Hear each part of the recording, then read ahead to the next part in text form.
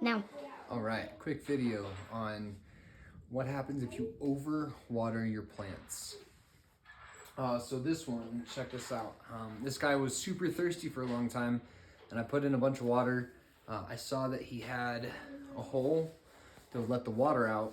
You can see the hole right there, but he's been looking like he's struggling for some time. Temptation is to see a plant that looks like this and say, I need to give it more water.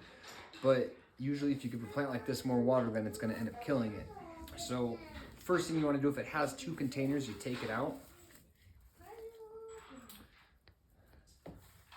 Under here, you can see it's got some holes.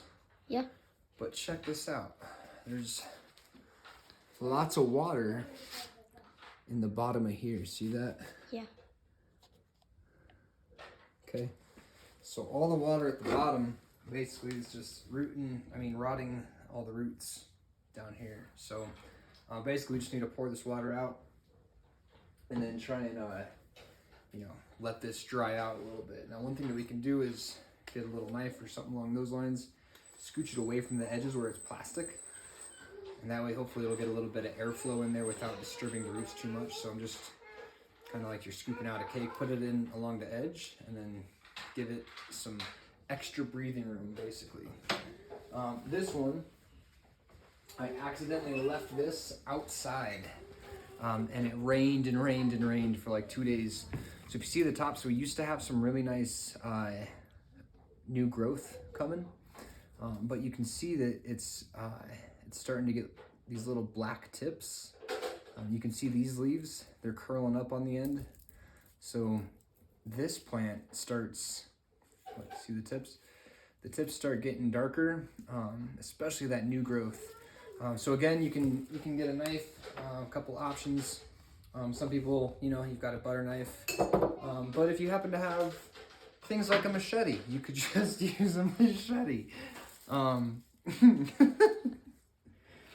yeah, I'll just put it on the edge, and basically what we're doing is just scooching the dirt away from the plastic edge, hoping that we get a little bit of airflow in that edge so that the air will get in and start drying this out a little bit faster without, again, cutting off all the roots along the way. And then hopefully once this dries out enough, it should return to a healthier state. Last thing would be a plant like this. Right? This is actually super dry, so come check this out. Right, this is a really dry plant.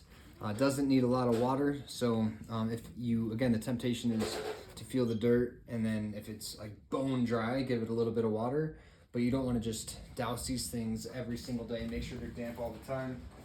And then the last one for you. Can I help? Almost, give me just one moment. Yeah. I'm almost done. Stay over there for just a moment, okay, kiddo? Almost finished.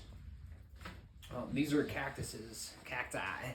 So all of your succulents really don't need almost any water at all. So you could drop it in an ice cube once a week, douse them, give them a good splash.